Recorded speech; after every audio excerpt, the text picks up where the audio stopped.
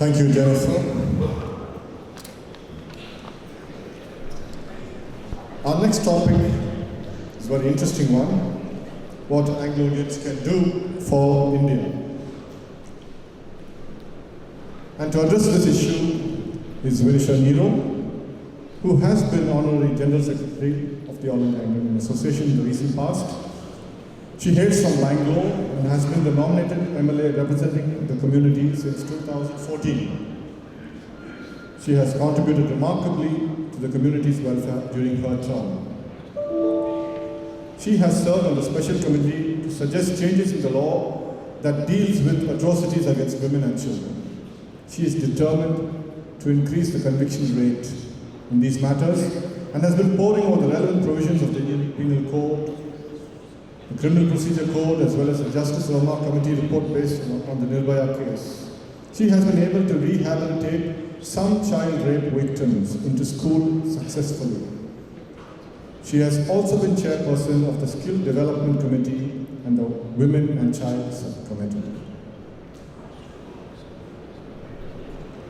She is pushing for better facilities for the differently abled, environmental protection, and using technology in the Assembly. In the Legislative Assembly, she is highly popular with other legislators, cutting across party lines for her affability, her ability to speak local Kannada, and for the unique set of skills she brings to the table. It is with great pleasure that I invite Vignesh N to address all of us. With that, having set the tone, I would like to emphasize here that whatever positions we hold and sitting on the stage, the importance is for the position we hold and for the work that we do through those positions. Today my topic is what can Anglo-Indians do for India? And I think Harry and Richard had a JFK moment when they were deciding on the topic, which was given to me, based on ask not what your country has done for you, but what you can do for your country. I'm particularly happy today because I'm in the midst of a community I deeply love and enjoy. The expertise, excellence, and power in this room is something to reckon with. And we need to sit up and take notice of it ourselves first, rather than wait for others to see it in us or brush us aside. Fortitude, excellence, passion, and adaptability quotient have brought the Anglo-Indians thus far. Today, we need to change the rules of the game to take us into the future. I'm doing a quick flashback. We are children of circumstances created by a world order that existed in the world of battles, wars, expanding borders, and gaining control by different countries. We are a result of that world order, and we don't need to blame ourselves for being Anglo-Indians or for being a mixed race. We are no strangers to betrayal, discrimination, opposition, and criticism. As a community, it has been in our DNA to serve humanity, be it fighting for what is right, or fighting for our rights, or fighting for someone just to survive in life. Through the fields of education, healthcare, charity, caring, and numerous vocations we have spread ourselves into, irrespective of the circumstances we were in or the others were in. We just did it because it's part of our DNA. We have been resilient and have survived, and I hope we now begin to thrive, which I see the future as very positive and very promising.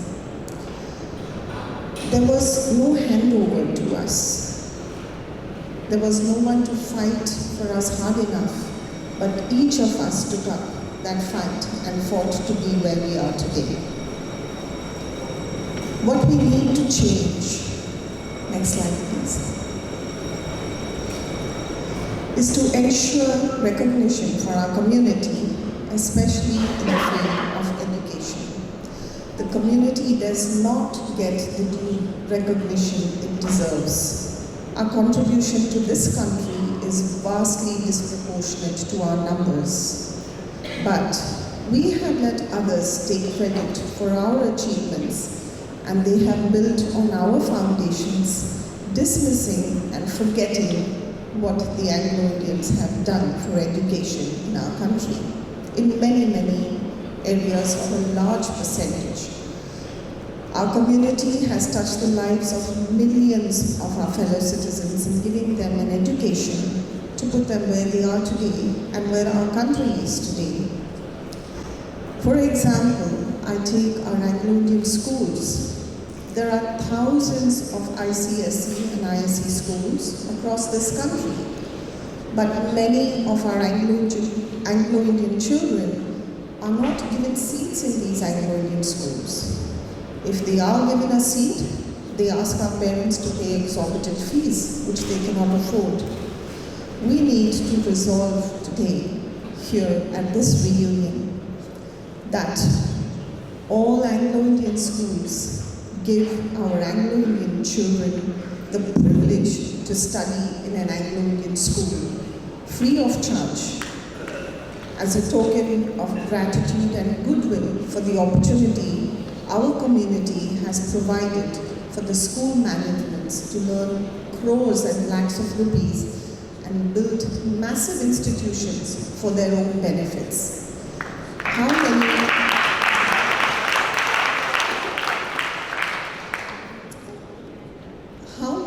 Anglo-Indian children would there be? Maybe 5, maybe 10. I'm very proud to say that the Frank Anthony Public School in Bangalore has 436 Anglo-Indian children studying in our school. So if it is concentrated so many, the other schools will have maybe 5 or 10, and it's so difficult for them to give our children a seat. And that's something that we don't need to keep quiet about and take it any longer. We need to fight back for our kids. We have not been able to protect our institutions enough. We have lost numerous Anglo-Indian schools to others.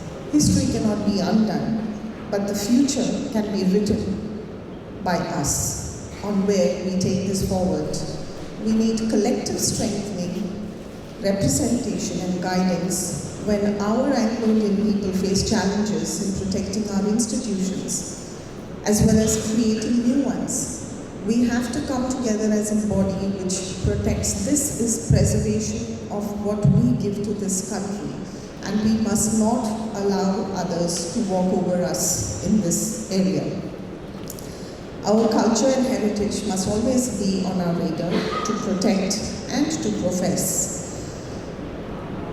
We have lived so far on past glory and accomplishment. We're very nostalgic community. We need to reduce our nostalgia and create new records. There is a lot of new records and milestones and great feats being accomplished by our Anglo-Indians, but we don't hear so much of it today. We need to make sure that our children don't rely just on the past glory. We need to create some present glory which we can talk about to our children and not say your great-great-grandfathers used to do this, but your parents or your grandfather did this. We need to increase and highlight the number of Anglo-Indians doing stellar work in various fields and document this achievement. I must add here that Harry MacLure of Anglos in the Wind and the review of the All India Anglo-Indian Association are doing a great job in this area. But like Mr. Gopal Krishna said, we need to document these things. We need to put it into a library. We need to have it accessible. The idea given by Keith about having Anglo-Indian studies. We need to put all these ideas and thoughts together into making it something that is reachable to the common man, not just at conferences. Today, speaking here about what we can do for the country, most of you are out of the country. I would like this message to go out to other Anglo-Indians who are not here today through Harry's book and through whatever media we have. We have lost several opportunities for lack of guidance, lack of money, lack of technology, or other reasons. As a community, we need to seek out opportunities where we can contribute in large measure at a national level and nurture such aspirations in the fields of education, healthcare, and politics. So this is what many of the other speakers who spoke before me saying, that we need to focus on education. We have focused on education, but how do we take it to the next level? English language. I'm very happy to say that our Chief Minister in Karnataka is trying to make introducing English into 1,000 schools. But he is faced with a lot of opposition. As a community, we can back him and say, look, we are Indians. If English is an Indian language, like has been written, and give him the kind of support, say, take our retired Anglo-Indian teachers on contract, they can teach them. I hope in the next budget session I'm able to speak about this issue and raise these things which are important to us as a community. This is our language, and every community loves to preserve their language. We have a right to preserve our language. Nothing stops us from learning other regional languages, but protecting English and making sure that others share it. It is just a language. I have spoken about this in the assembly earlier, and it is well received, but there are a lot of small groups which have very narrow-minded, negative thinking, and we need people to come up and give support to ideas which take the community and our country forward. The last point is, do not take unity for granted. In Frank Anthony's book, Britain's Betrayal in India, he states that Sir Henry Gibney, between 1920 and 1942, constantly spoke about disunity in the community. Disunity has been our greatest curse, was the constant theme. Has this changed? Do we want this to change? Do we want this to change? It's up to us. It's up to you and me to decide. A day will come when our unity will decide our fate and our future. We have to think of out-of-the-box solutions. We cannot keep taking and assuming that we will be united. There will come a time when we need to really go arm in arm together if we need to protect our interests. We should also stop attacking one another on social media and bringing the community down. Dialogue and the ability to respect the other person's opinion and choice will reduce hatred and increase tolerance. I think all of us need to be conscious about the boon and the bane of social media. It is very easy to sit behind a computer screen and shoot your fingers off. But always stop for a moment and think what impact your statements, your opinions, your ideas will have on our community before you make something derogatory. No community is perfect. Everyone have their pluses and minuses. We don't need to air it all out. But there is a way which you can talk about it. There's a way which you can ask somebody, and I'm sure that you will have a much more fruitful result to your idea or your opinion if you ask in a nice way.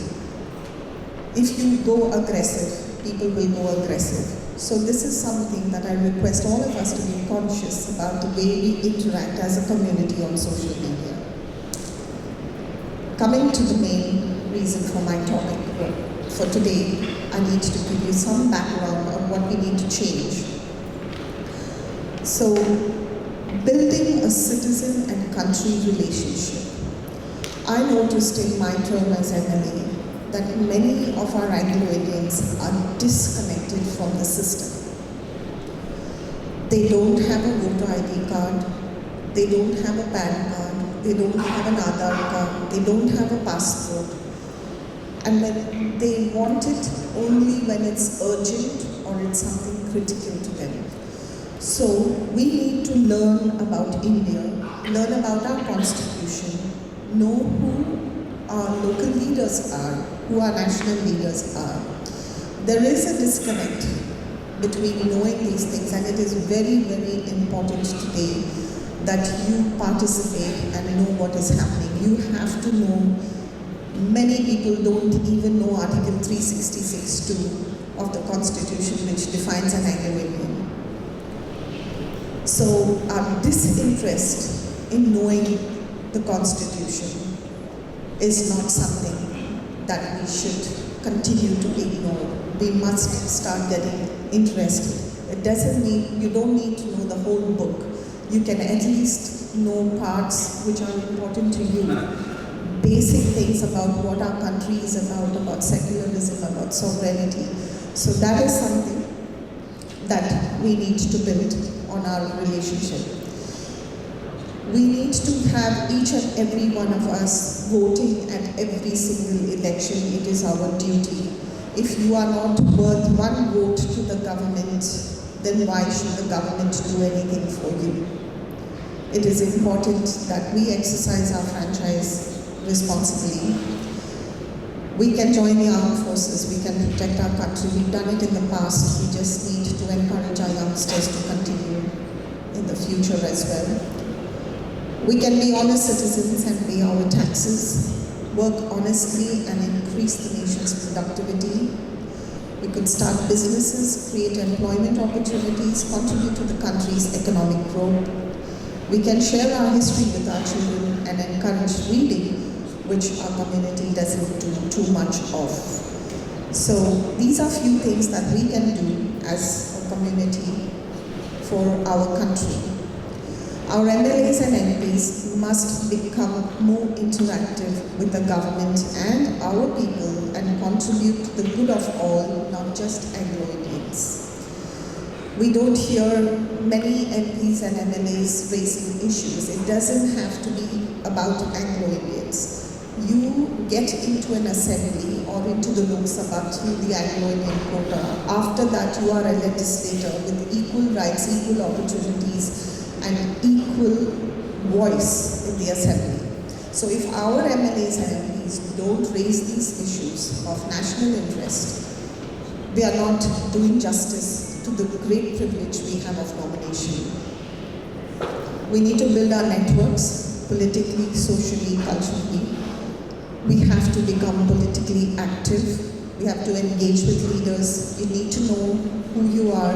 As much as we'd like to stay apolitical, it's not possible in today's world. You have to connect to a party because otherwise you're not given the recognition that you need and the opportunities that could be afforded to you.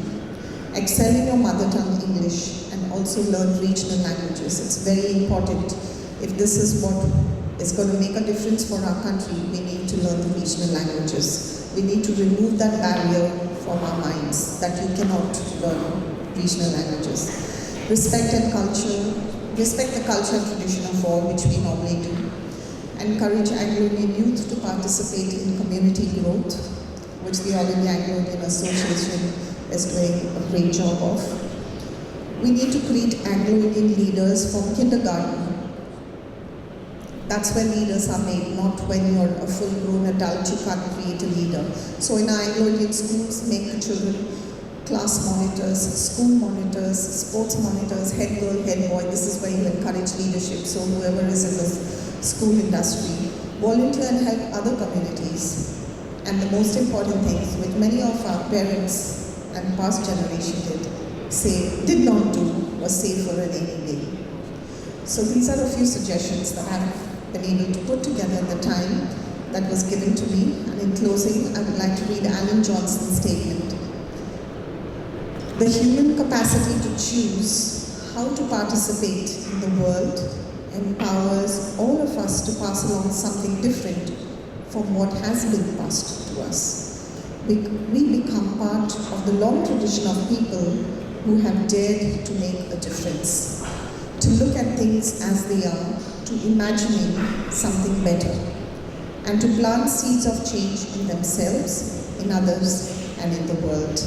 With this, I give you all my greetings, best wishes, and it's lovely to see each one of you. Thank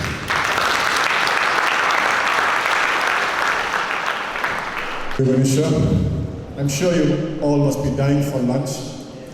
And Hattie's just not gonna get away with coconut rice and ball curry and devil chutney. I've asked him to arrange for beer and shandy, beer for the gents and shandy for the ladies, for having kept us all waiting. Anyway, ladies and gentlemen, we've got a very interesting topic coming up. What India can do for the Anglo-Indian community. And to speak on this issue is none other than Mr. N. Ram, who's the chairman, as you all know, of the Hindu Publishing Group.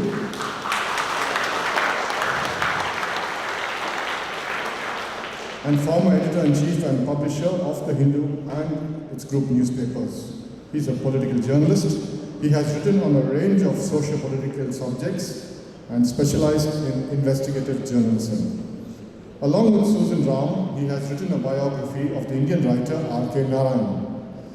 Ram was elected as president of the Contemporary India section of the 72nd session of the Indian History Congress in 2011. His honors include the Padma Bhushan for journalism in 1990, the Asian Investigative Journalist of the Year Award from the Press Foundation of Asia, the B.D. Goenka Award for Excellence in Journalism, a Columbia J School Alumni Award in 2003, and the Raja Ram Mohan Roy Award for Excellence in Journalism last year.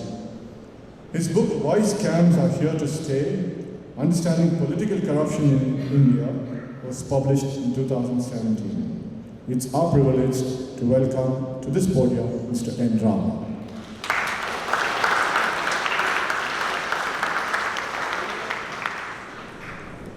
What India can do for Anglo-Indians is an intriguing topic because, of course, it matches sort of symmetrical with the previous topic. And it's a hard one to speak on. The obvious things first, assure and deliver what the Constitution guarantees to minorities, religious minorities and linguistic minorities, and Anglo-Indians qualify under both heads, religious and linguistic. The second, I suppose, would be to shed remnants or vestiges of prejudice, treat Anglo-Indians like various other sections of society in everyday life with respect and dignity.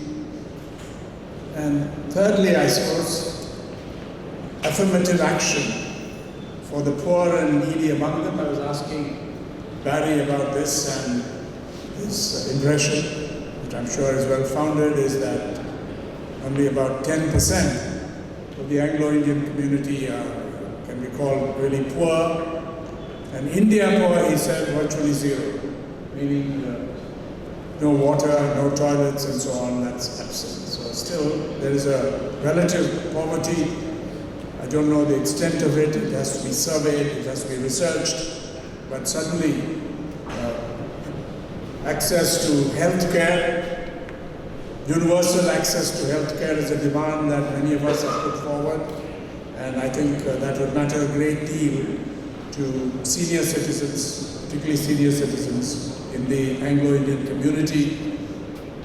And if the proposal for the somewhat gimmicky proposal announced just ahead of elections to provide 10% reservation for the non-creamy layer, so-called, among those who are not classified as scheduled castes and scheduled tribes or backward classes. It remains to be seen whether that will survive a legal challenge if and when it's enacted as a constitutional amendment. Although that, I suppose, Anglo-Indians will also, for those non-creamy layer among the Anglo-Indians, to use terminology that was used by the Supreme Court, by the courts. They will also benefit. These are obvious things, and I won't spend much time on these. What really needs to be done for Anglo-Indians is what needs to be done for all Indians. And it is largely, I think, a socio-political question. What kind of society are we building in India today? What is our idea of India? And has that idea changed for most Indians? These are crucial questions.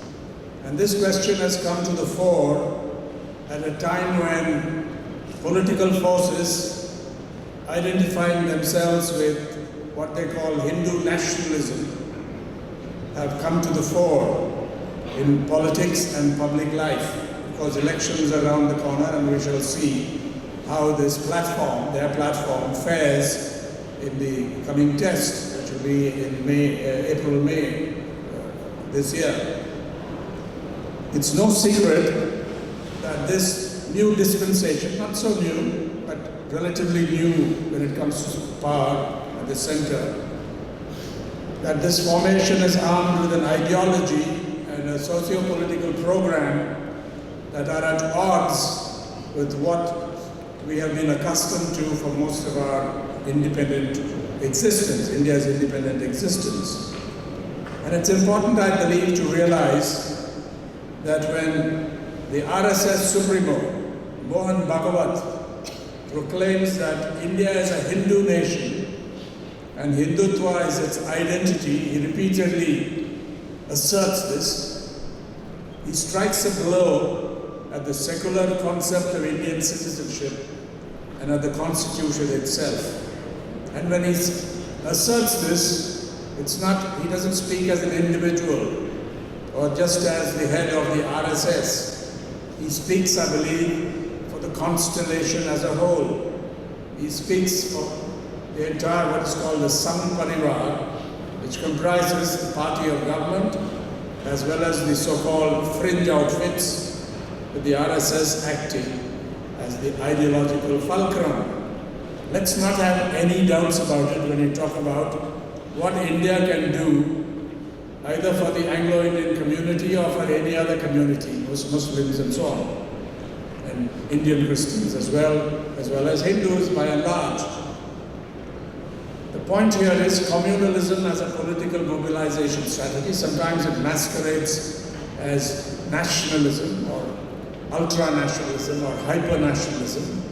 But whatever it is, communalism as a political mobilization strategy has made disturbing progress over the past few decades. And I believe it has fed on the weaknesses, the vices, the corruption, the anti-people policies, and the incompetence of those who came before, in large measure.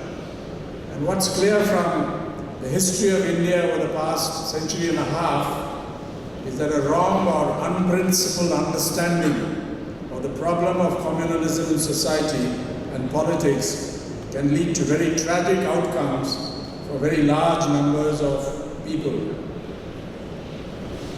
Assuming that what I have placed before you is true, at least in large part, the question that arises is whether this process in society is temporary or is going to be long-lasting. At some moments, the apparent absence of capabilities within the political and constitutional system to keep religious majoritarianism at bay dispirits those who believe in secular democracy and modern civil society. I think this is of particular importance to the Anglo-Indian community, which is often, the Anglo-Indian has been called the first modern Indian, which I think is largely true, because for obvious reasons. But surely it won't do to accept any assessment or conclusion that suggests the inevitability of the triumph of an authoritarian majoritarianism over the progressive values of our freedom struggle, values that Gopal Krishna Gandhi spoke so eloquently about, and that Barry and others have also flagged. Values that are embedded in our democratic and secular constitution, our republican constitution, to use the correct phrase. I would also like to think that given the strengths of India's composite culture, not melting pot, Barry reminded us of that, but composite culture, mixed culture, its civilizational reserves, the wisdom of ordinary folk. Given all this, I believe, or one would like to believe, the processes described above cannot be long-lasting. It is certainly not irreversible. I don't want to go into details of what secularism is and so on, unless there's interest. That can be after lunch, perhaps, or during lunch. But the principles of secularism are very well formulated in the Constitution itself and elaborated upon by the Supreme Court of India in its magnificent judgment in what is known as the Bommai case, which can be looked up. So this, I think, is the central point about what India can do for all of us, including Anglo-Indians. The idea of respecting the diversity and pluralism and the many-hued character of Indian society that has developed over millennia. Here we can go straight to some of the Anglo-Indian and other voices that I think mean a great deal to all of us. And I was reading Muthaya's book and also some other material. There's quite a literature on the Anglo-Indian community. And I was reading about some of the inspiring voices from within this community as well as from outside. In particular, De Rosio, Henry Louis De Rosio, and Barry was telling me about, if you look at his ancestry, you can't, he's of Portuguese descent, perhaps spoke only English was his mother tongue, but he's been, of course, adopted as an Anglo-Indian, but he was certainly a very remarkable man for his time, a Eurasian of mixed Portuguese-Indian descent, who displayed at a very early age, the Muthaya says, a remarkable talent for poetry and journalism, but more important than that, than his gifts as a poet and as a journalist, is his spirit, his radical spirit, and his leadership of young Bengal intellectuals. His teaching was far ahead of his times, and as today, then the orthodox, the communalists, considered him beyond the pale as a danger to his students. He lost his job, and I think he's one of I think we should go back to the ideas and the ideals, the values of people like De Rosio. The other Anglo-Indian personage, if you like, person who is very attractive for those of us today, apart from Herbert Stark, Cedric Dover. I spent some time looking into his writings, his formulations, his work. Half-Caste, published in 1937, where he argues that how crass it is forever to see a half-caste as an undersized, scheming and degenerate person and so on. And his memorable formulation, Cedric Dover's formulation, quote, "Today all men are mongrels, all races are mixed races," which means that they are not races at all. I read a fascinating intellectual biography of Cedric Dover, titled The Prism of Race, W.E. Du Bois, Langston Hughes, Paul Robeson, and The Colored World of Cedric Dover by Nico Slate, where he points out, the author points out that Dover embraced his hybrid ancestry and was proud to be called Khaki. He preferred the term Eurasian to Anglo-Indian. Now you'll find the same theme playing in Salman Rushdie's, some of his work, and in particular the essay In Good Faith that's published in Imaginary Homelands, where Rushdie discusses with insight and eloquence the questions of hybridization and ghettoization, of reconciling the old and the new. And it is really the echoes of Cedric Dover here, when Rushdie points out that the Satanic Verses celebrates hybridity, impurity, intermingling, the transformation that comes of new and unexpected combinations of human beings, cultures, ideas, politics, movies, songs. It rejoices, he says, in mongrelization and fears the absolutism of the pure. Fears the absolutism of the pure. Melange, hodgepodge, a bit of this and a bit of that is how newness enters the world. And that is what modernity is all about. The Satanic Verses, Rushdie concludes, is a love song to our mongrel selves. And finally, I think it's a voice that I greatly admire, the Sri Lankan-born writer Michael Ondaatje, one of the world's great novelists, author of The English Patient and so on. But what I'm going to quote is from Running in the Family, which is about his exotic and outrageous family, to use the words of Margaret Atwood. And this is what Ondaatje says about his own family and how people in Ceylon in those days saw themselves in relation to the rest of the world. And I quote, this was Neuralia in the 20s and 30s. Everyone was vaguely related and had Sinhalese, Tamil, Dutch, British and Burgher blood in them, going back many generations. There was a large social gap between this circle and the Europeans and English who were never part of the Ceylonese community. The English were seen as transients, snobs and racists, and were quite separate from those who had intermarried and who had lived there permanently. My father, his father's name was Mervyn Ondaatje, always claimed to be a Ceylon Tamil, though that was probably more valid about 3 centuries earlier. Emil Daniels summed up the situation for most of them when he was asked by one of the British governors what his nationality was. He said, God alone knows, Your Excellency. This, I think, is a very important point in how we see others in India, and in particular minorities. And I think the Anglo-Indian community has had much to say on this question. It has faced the brunt of snobbery, prejudice, and so on at some point. Today, nobody can say that. The world has changed, the community has changed, and I think, in fact, Barry told me, can I put you on that? Narasimha Rao saved our community.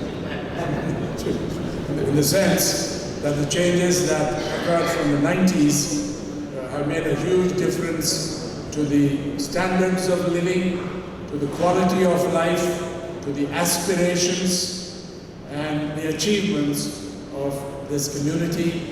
I was also interested in his statement that it's hard to estimate the number because nobody knows, it's all guesswork and so on.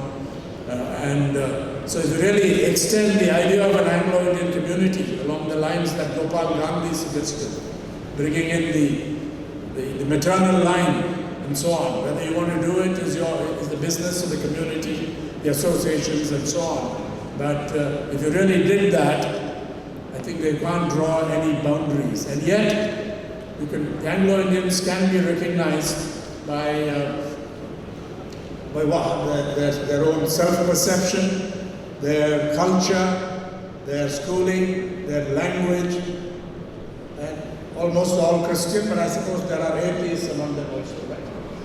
There must be atheists among such a large community. 99% Christian. 99% Christian, 1% atheist. Okay.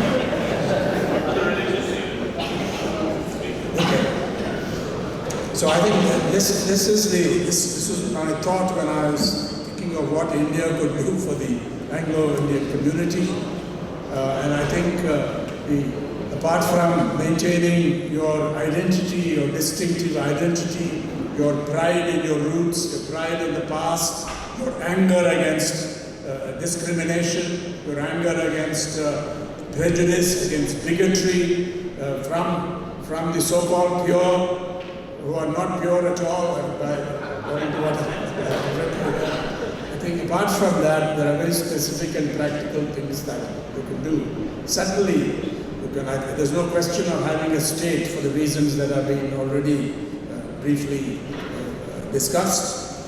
Because you do not have a common territory, you're not going to bring people to, that's one of the essential ingredients of nationhood, or even having a state within the Indian Union. But apart from that, I think a great deal can be done to cherish and develop the distinctive aspects of this culture. And one of the things about, that was noted about Cedric Dover was, along with others who gloried in their being colored, so to speak, was while attacking racism, they cherished their racial affiliation, their distinctive affiliation, their distinctive identity as a community and so on. So I think these will go on. From what I've heard today and what I've read, I don't think there's any reason to feel pessimistic or downhearted about the future of this community. It has many advantages. Above all, education, literacy. It's a fully literate community, and much more than that, it has the English language and can go to many places around the world. And today it seems to feel quite self-confident, self-assured about its place in the Indian sun. So I think it's clear that you had an interesting past. You've had problems in the past, you've had challenges that you have overcome.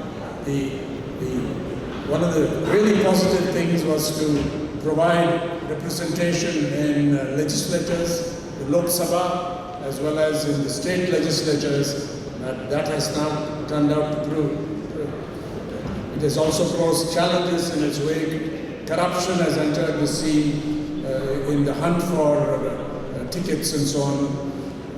Whether that can be remedied through having a selection committee, not allowing the executive government to just pick and choose people who would follow its dictates, given the game of numbers in a coalition age, or whether you can have some kind of selection process, the experience of these representatives, whether they represent the community as a whole, where they represent the kind of values they've talked about, or they represent something else, represent themselves in their own self-interest, or worse.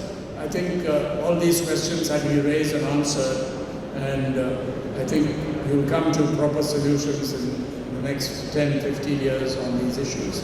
I wish this symposium and the whole reunion great success, and it's a privilege to have this opportunity to say a few words with you.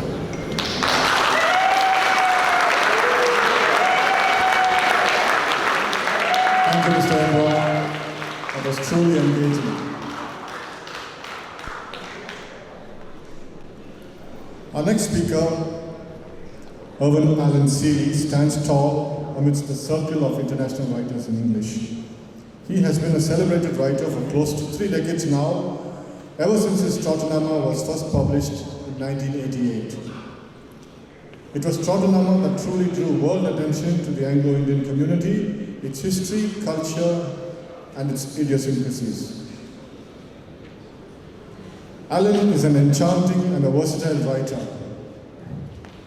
His words speak for themselves. He has written several books, such as The Everest Hotel, The Brain Fever Bird, and Red an Alphabet. His last book, Zeldinus, A Mask, released in 2017, is a book set in Fatehpur Sikri and features conversations between the ghost of Emperor Akbar and the narrator Irv about the India of today. Amongst his many awards, Allen has received the Commonwealth Writers' Prize in 1989 for Best First Book, the Sahitya Akademi Award in 1991, the Crossword Book Award in 1998, and the Padma Shri in 2012. It's not just the students of literature, but Anglo-Indians themselves who should be thankful to Alan Seeley for representing in his own inimitable way the beauty of the hyphen and the hyphenated in the world. When Rudyard Kipling observed that someday this people will produce a writer who will tell us what they thought and how they felt, he might have had the unborn Alan Seeley in mind. Ladies and gentlemen, the last topic for the day, but certainly not the least, and perhaps the toughest, is the future of the Anglo-Indian community. Over to Mr. Alan Seeley. Hello everybody.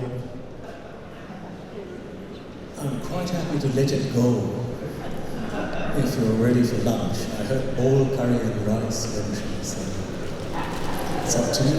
I wish I had the gift of the gab. I also wish I had a stronger bladder.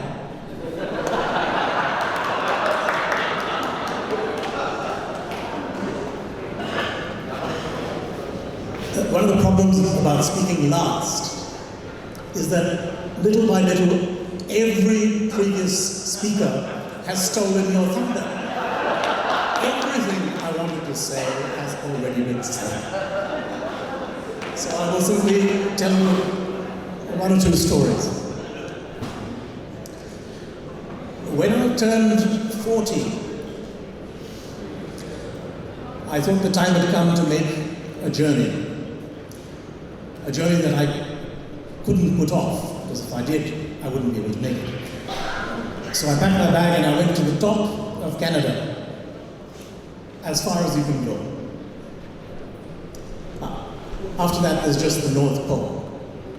So I stood on that beach and I picked up a few pebbles, put them in my pocket, and I turned around and I started to go south. My glass is going south. Okay. And 3 months later, I arrived in Mexico, at the bottom of Mexico, and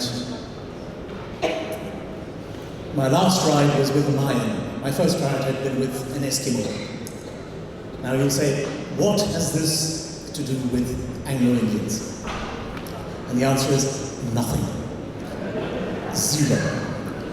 But when I read from the book that came out of this, at the Madras Book Club, the person who introduced me and it was a long introduction, was entirely about the Anglo-Indians. Now, nowhere in the book had I spoken of Anglo-Indians. In fact, nowhere in the book had I spoken of being an Indian. I was actually speaking as an Asian, looking at that continent, North America, in much the same way as they had been looking for so long at us. So I was giving them a bit of a taste of their own medicine. And yet this man who was introducing me, nothing. See, Betty will remember this because she was there at that occasion and I was getting more and more impatient. He could not see beyond my race, or if you like, my mixed race. I have never spoken of myself as an Anglo-Indian author, and an author who happens to be an Anglo-Indian. But there is this preoccupation with race which I wish I could shake. The last time race was taken seriously by any country, by any nation, was in Nazi Germany. And there it served a purpose. Jews and mixed race over here, Aryans over there. And this was that obsession with purity. Now, let me give you another instance. When I arrived last week, the paper of that day had the story of a Danish man who had come to Chennai to look for his parents. He had been adopted as a baby and taken to Denmark, and he had become Danish. Now, he spoke, as far as I can tell, no Tamil. Now here's a hypothetical case for you to examine. Just suppose there were two Danish people. As you know, the Danes had settlements along this coast, Tranquebar. Say there was a Mr. and Mrs. Tranquebar. And they have a child, and then they die. And that child is brought up somehow. He eats idli sambar, he loves curd rice, he sings Bollywood songs, and all his references are Tamil. Now, he wants to join the Tamil club. But the rules of that society are strictly race.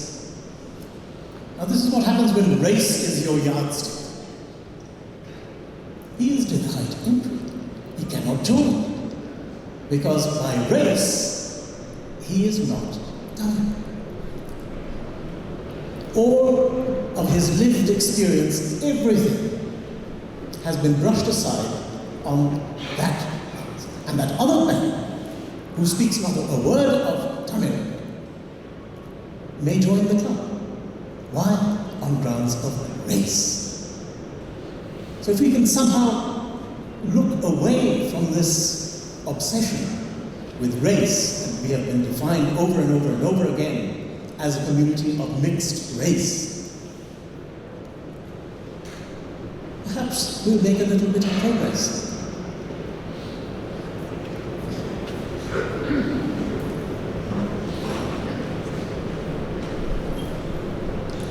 I would like to think that we could exchange this notion of race for a simple one: culture.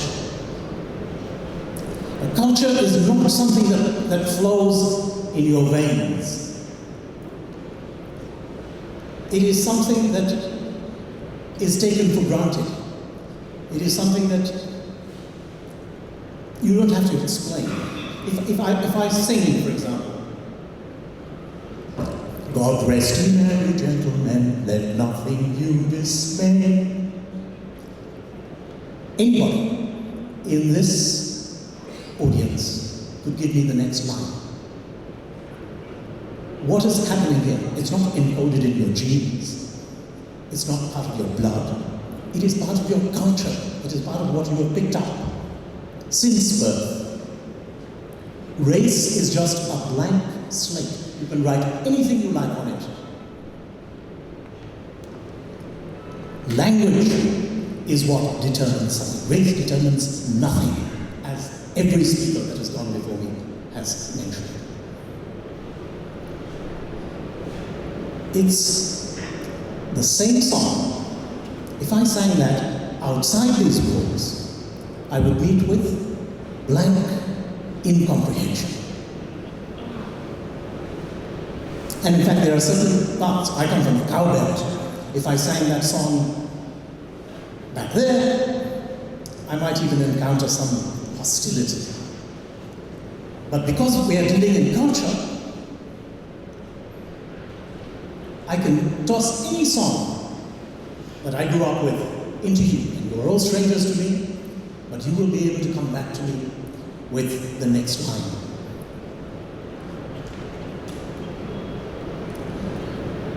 Our problem when we consider this new school of thought which says we are Euro-Indians, not Anglo-Indians.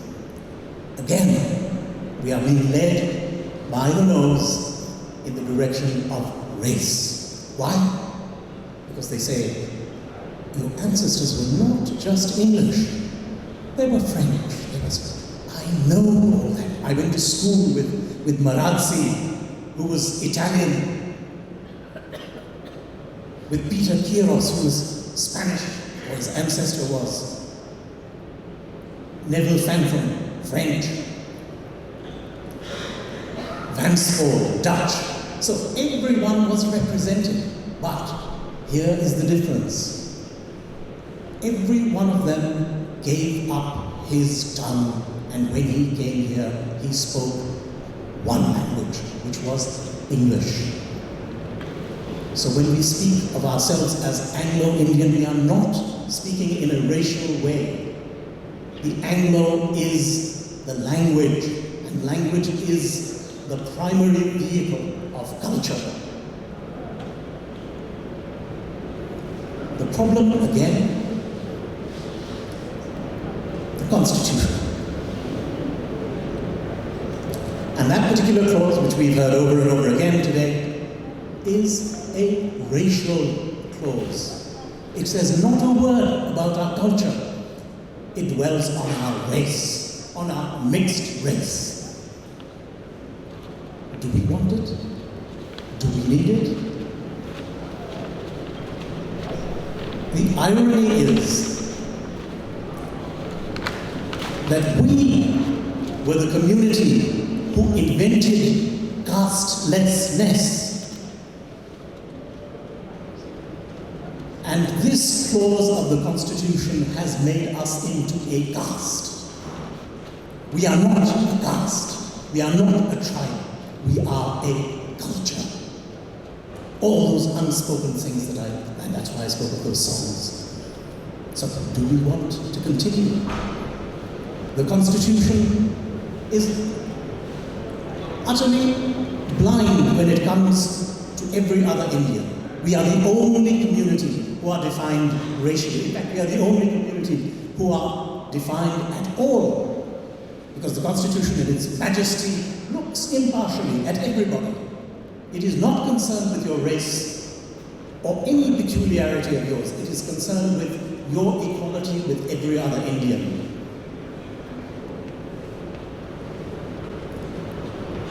I don't want to be special. It's as if, that blindfold that the Constitution wears has suddenly slipped, and it says every Indian is equal, except you lot. You mixed race, please, separate room for you. Do we want that? I don't want to be special. I don't want to be singled out. I want to be on an equal footing with every other Indian.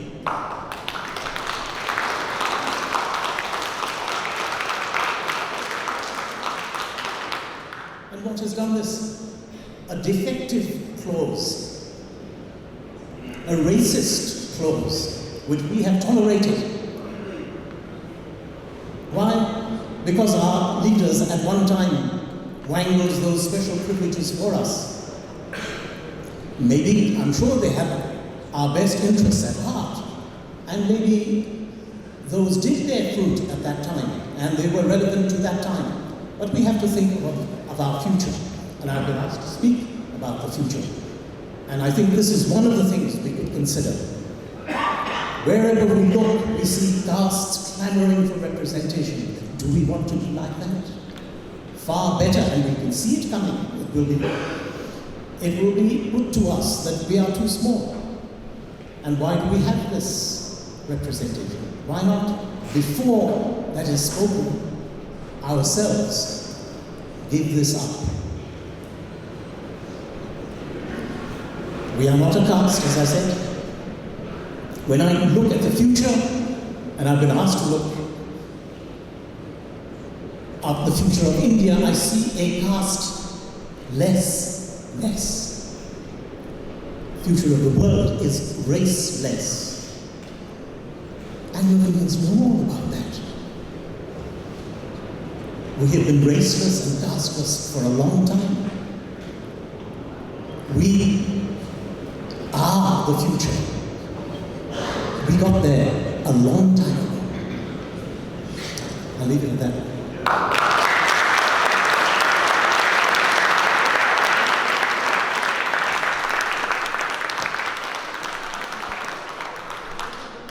Thank you, Alan. Very soft, very radical, very profound. And you brought the first principles back to all our thoughts.